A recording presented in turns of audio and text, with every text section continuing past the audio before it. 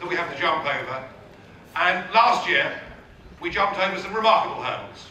On May the 22nd, we did something that has not been done in British politics for over 100 years.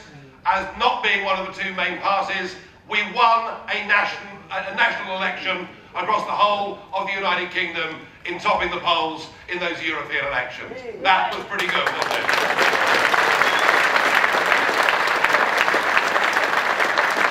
And it got better than that. It got better than that because in the autumn we saw Douglas Carswell and Mark Reckless not just defect to UKIP, nothing perhaps particularly unusual in that. We're used to Labour MPs joining the Tories and vice versa.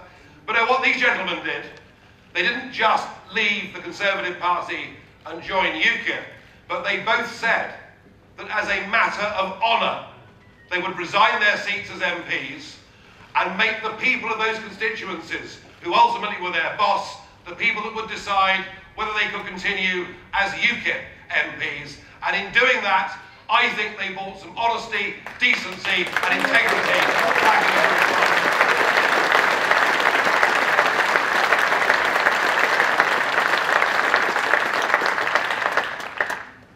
But whenever you have success in life, it's never a total success. There's always a taint or a tinge of disappointment, of something that perhaps didn't go quite as well as it could have done. And that affected us in the southwest here, perhaps more than anywhere else in the country, where despite our magnificent showing right across this region, we only returned 2 members of the European Parliament and not 3 members of the European Parliament. And I want perhaps to explain that to you today, and for the first time ever, to suggest a remedy. 15 years ago, under Tony Blair, the Electoral Commission was set up to clean up British politics and to stop foreign and anonymous donors unduly influencing the British electoral process. The other thing it was meant to do was to bring order and integrity to the voting system itself. Some may remember, back in the 1990s, somebody stood in Devon under the ticket of a literal Democrat. Do you remember? Yes. Now, it did seem quite funny at the time, but like a lot of things in life, it's funny when it happens to the other chap, isn't it? But it's not quite so funny when it happens to you.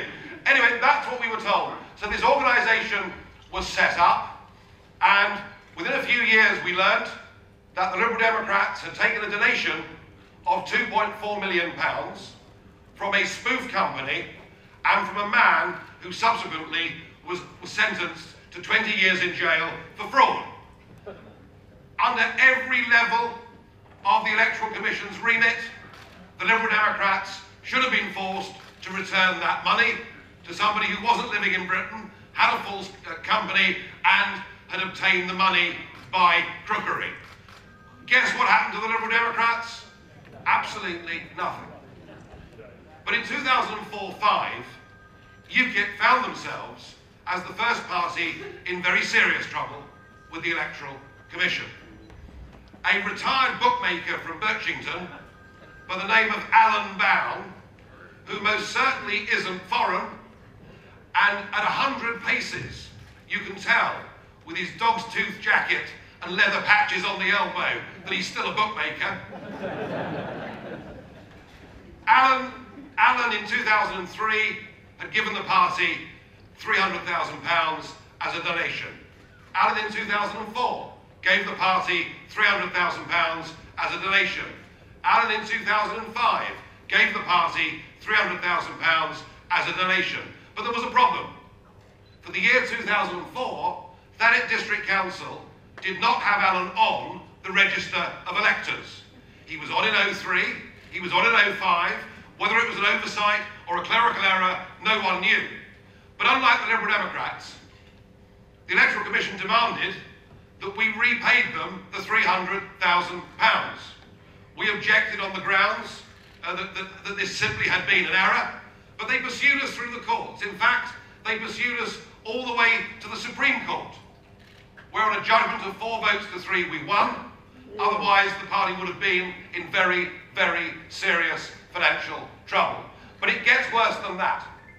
because in the European elections of last year, a spoof party called An Independence from Europe, with a strap line on the ballot paper that said UK independence now, managed to get 1.5% of the votes nationally, cost us from winning 2 seats, stopped us here in this region from winning a 3rd seat.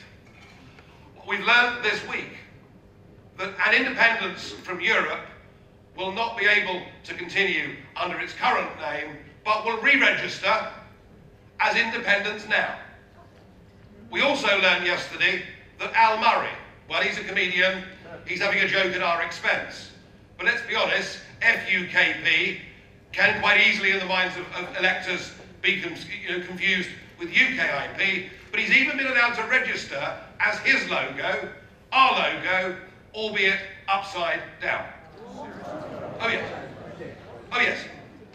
So I look at the Electoral Commission, not only have they done this to us, they have also presided over the fraudulent postal voting that has gone on all over this country, some of it so bad that it would shame a banana republic, and I've had enough.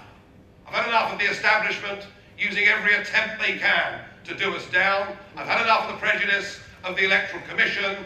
I think the whole thing is a disgrace, and today I say we want the whole thing closed down and all of them fired.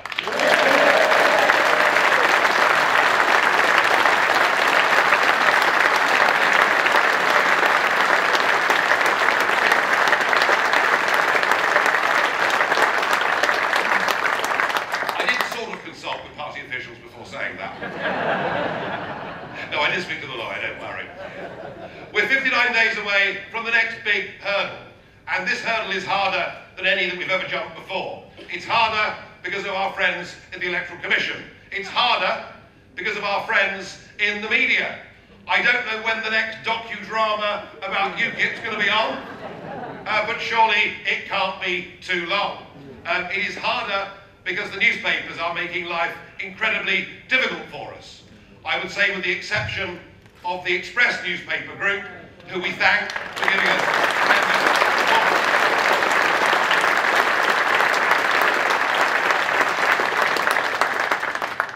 But it's harder because we're now competing under the first past the post electoral system, and we know how tough that is. But I want to say this.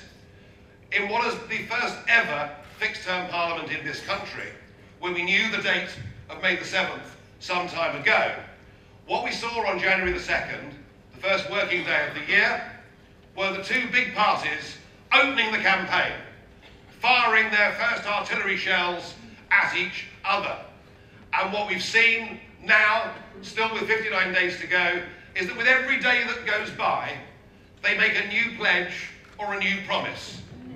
Mr. Cameron's this morning is he's going to support people who want to hunt in this country.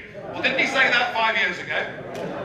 And every single day money is promised to a new interest group of some kind. And I have a feeling, ladies and gentlemen, that already they are beginning to bore the public to death, and it's going in one ear and out of the other. I'm certain of that.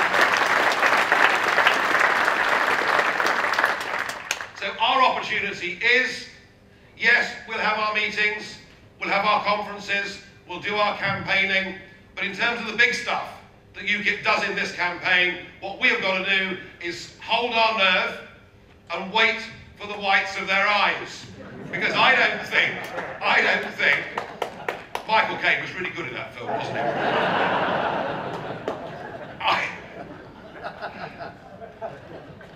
I try to be serious, but it's terribly difficult sometimes. I honestly don't believe that most voters out there, and don't forget, most voters are busy living their lives. They've got jobs and families and responsibilities and mortgages and things to think about. I don't think most voters will really think about this election and how they're going to vote until after the Easter holidays. And that will be our moment, and that will be our opportunity. Our opportunity because the others will have bored them virtually into submission. But it'll be our opportunity for another reason.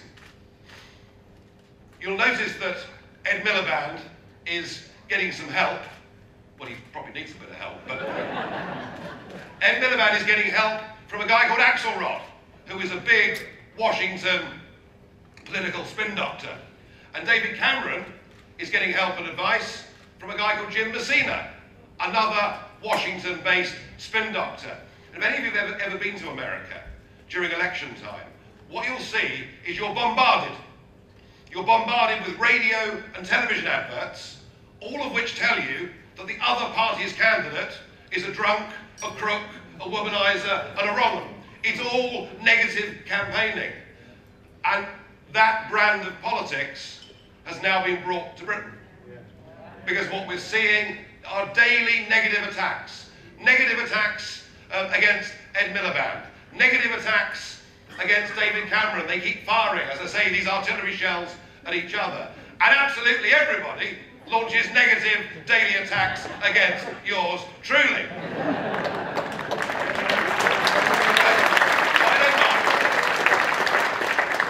Okay, I'm big enough and ugly enough to put up with it. It's okay. But the point I'm making, folks, is this. Firstly, we must, from me as leader, down to people out there leafleting or speaking to their friends in the local pub, we must rise above this. We must not allow ourselves to be dragged down into the gutter when they abuse us, when they insult us. Don't return the compliment. We must turn the other cheek. And let's be positive. Let's tell the British people what we're for.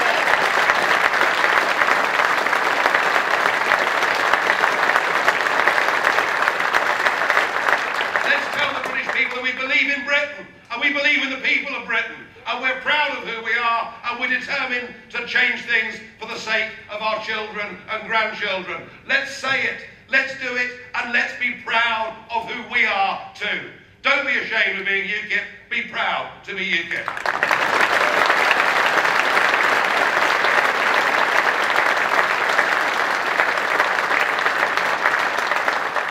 Now, there are three big areas over which this election campaign will be fought.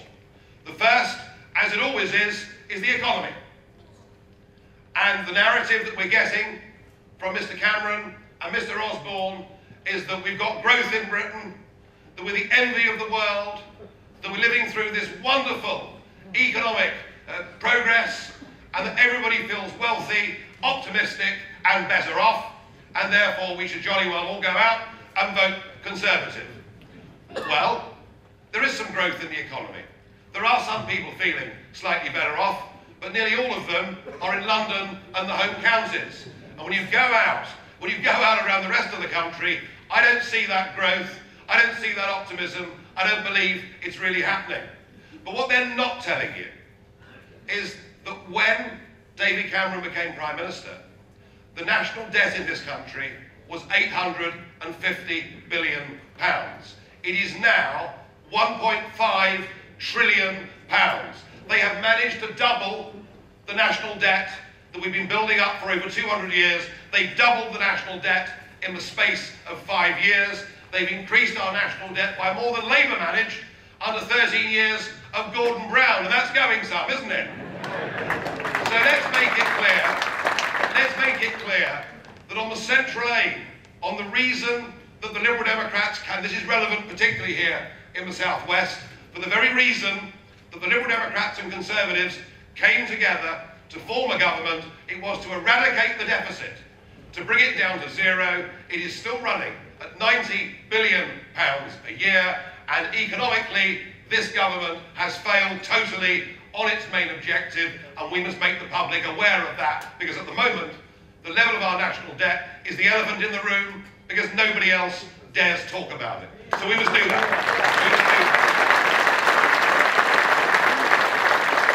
And we must say that whilst we haven't got a magic wand, there are some sensible saving cuts that could be made.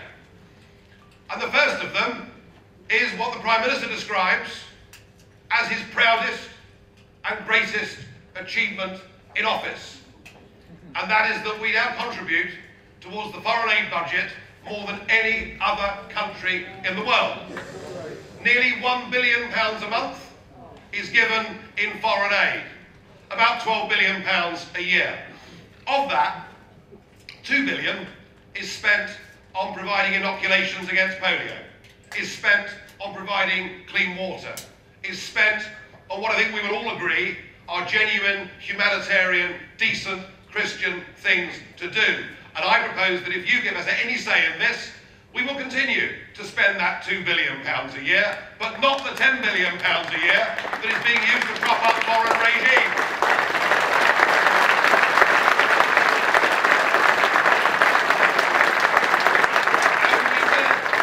And we will, of course, be able to use a little bit of that money that comes from the foreign aid budget. Some of it will go to reduce the deficit, but some of it needs to go to Britain's armed forces.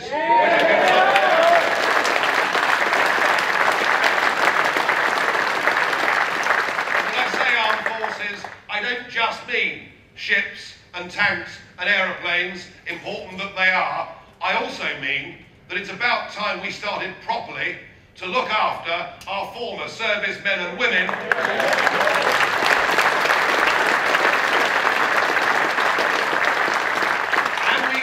And we can cut gross 20 billion a year, net over 10 billion a year from our EU contributions. We don't need to pay Brussels for them to sell us Mercedes motor cars. There's no need. There's no need. So let's end that. Let's end that. And much of that will go to responsibly reduce the deficit. But we can say that 3 billion of it will be needed in a country with a rapidly rising population and a country with a very quickly aging population.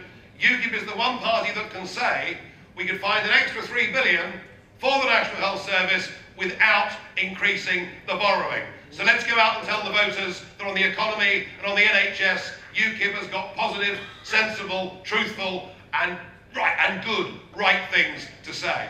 So let's tell them that.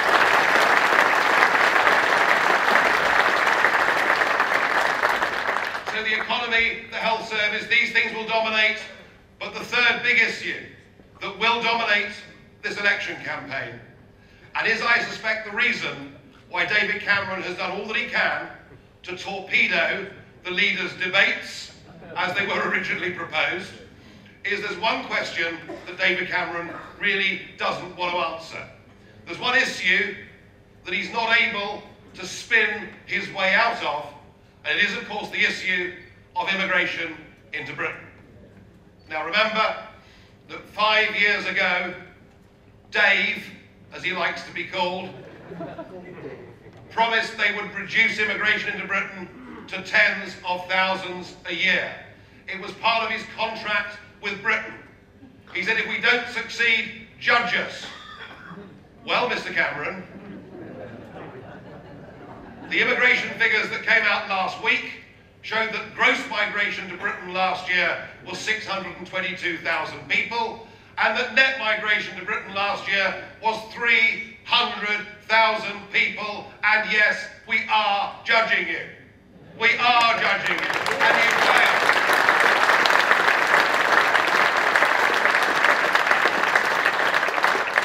But I said before, we're positive, we believe in Britain. I've rehearsed the arguments many times about why gross immigration is irresponsible. I've explained many times before that we used to have net migration at 30,000 a year for 50 years, and we could cope with it. But that at 300,000 a year, we can't cope with it. Our primary schools can't cope with it. Our accident and emergency services can't cope with it. Our transport infrastructure can't cope with it. And that the real effect of this has been on decent working people, many of who thought that the minimum wage would protect them. They found that the mass oversupply of unskilled labour has meant that actually the minimum wage for large numbers of people has now become the maximum wage because of wage compression. I've rehearsed those arguments over years, but now it's our turn. Now it's our turn with the immigration debate to do something positive. Not to go on about how bad it is, we've done that. The public get that. What they now want is a solution. And the honest solution, of course, is that we cannot have any immigration policy all the while we're members of the European Union, because we have an open door to nearly half 1 billion people. That, by the way, is the question that Mr. Cameron does not want to deal with me head-to-head on in a TV debate.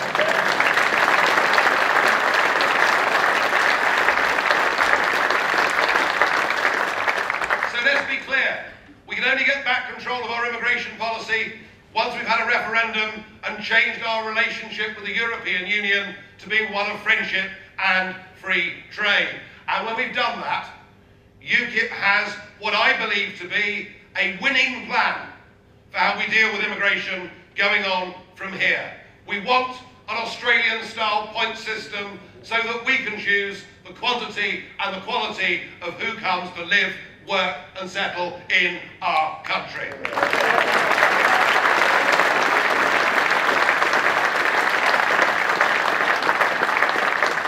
And it's not hard to do. It's not hard to do. The people that come into Britain, we want to be skilled people with trades and skills that they can bring that will benefit not just them, but benefit our society. And we have to say, whatever criticism we get, that we can't take people to come and live in Britain if they've got life-threatening illnesses, that we're very sorry. But it's the National Health Service, it's not the International Health Service.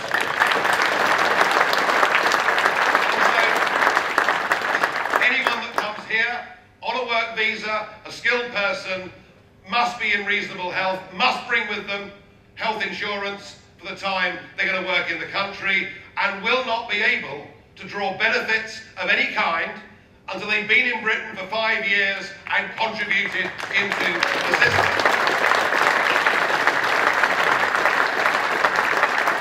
And by doing that, we will end the negativity about immigration. We will turn it back into being something that all fair-minded people will see is actually a positive, sensible and good thing to do.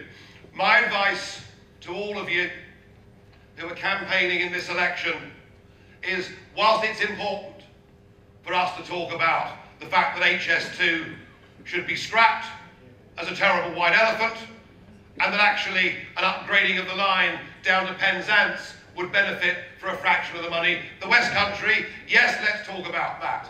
And yes, let's talk about the hope that we have and desire that we have for all children, regardless of the wealth of their parents, to have the opportunity of a grammar school education.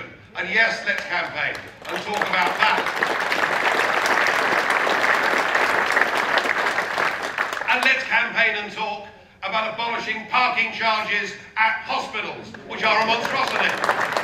Let's campaign and talk about that. But my advice to every one of you is, we, in an opinion poll last week, are now the most trusted party in this country on the issue of immigration. More people trust us on that issue than they trust the other parties added up together. It is, folks, our trump card, because we're the only party that can offer a solution, and as I've said to you today, a positive solution. And I promise you that if you're canvassing or campaigning out there and you just say to people in the street, we want an Australian-style point system, they already know what it is. Because every one of us knows someone that's gone to Australia. Every one of us knows someone who's found it difficult to get in Australia. Many of us know people who were rejected from going to Australia. So that is my advice to you here in the Southwest. I know the effects of mass migration have not been as severe in these counties as perhaps they've been in Eastern England. But that doesn't mean people don't care about it. People do care about it. It is an essential part of being a nation, that you're able to control your own borders. And that is the turf we must fight this election campaign on, because the others, when they confront us on this issue, will lose every single time. They will. Every single time.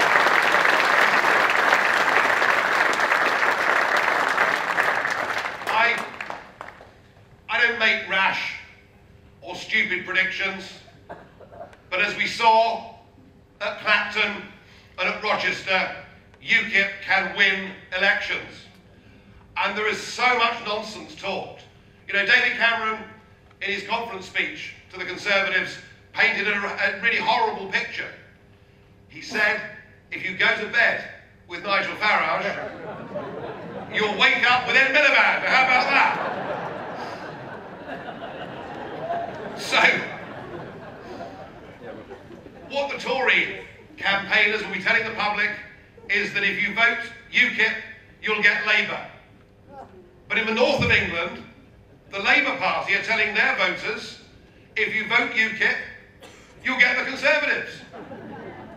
And I've no doubt the Liberal Democrats come into that mix somewhere here in the West Country. Everyone's talking about whose vote we're going to split. The point is, we proved it at Clacton, we proved it in Rochester, we damn nearly proved it in Haywood and Middleton, and in our key target seats here in the southwest of England, what we've got to say to people is, if you vote UKIP, you will get UKIP.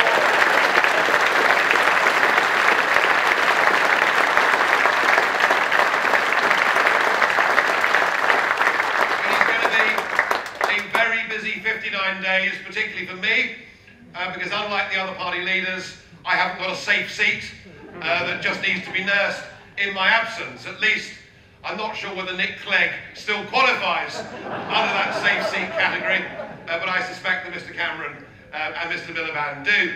So I myself will have to spend quite a lot of time in South Thanet, doing my best to make sure that as your leader, I am there with the UKIP MPs in the House of Commons. I don't know how many seats we're going to win. We are going to win seats. We may just, if my strategy and thinking is right, and if we come out with a manifesto and the big campaign later than all the others, on the basis the rest will bore everybody to death and no one's going to believe them anyway, if I'm right about that, and if we get a bit of luck in the following wind, which you always need in life, whatever you do, if those things come together, we will get enough seats in the next Parliament to be in a position of real influence. And I will, as your leader, use that responsibility seriously. I'll use it far more seriously than old Cleggers did 5 years ago when he agreed to put up to £9,000 tuition fees. I got into this after 20 years of working in business. I got into this because I believed that something fundamentally had gone wrong with our country. And what had gone wrong with our country is that our leaders had lost the self-belief and confidence and didn't think that Britain was good enough anymore to run itself. And that is why they signed us up fraudulently to a common market. That is why year after year they are happy to give away yet more of our ability to govern ourselves, our sovereignty, to a foreign power or a foreign court. They just don't think we're good enough. Well, I got into politics because I do think we're good enough. I believe in Britain, I believe in her people, I believe in this party, and I believe on May the 8th we could just be able to change the future of British history. Thank you very, very much.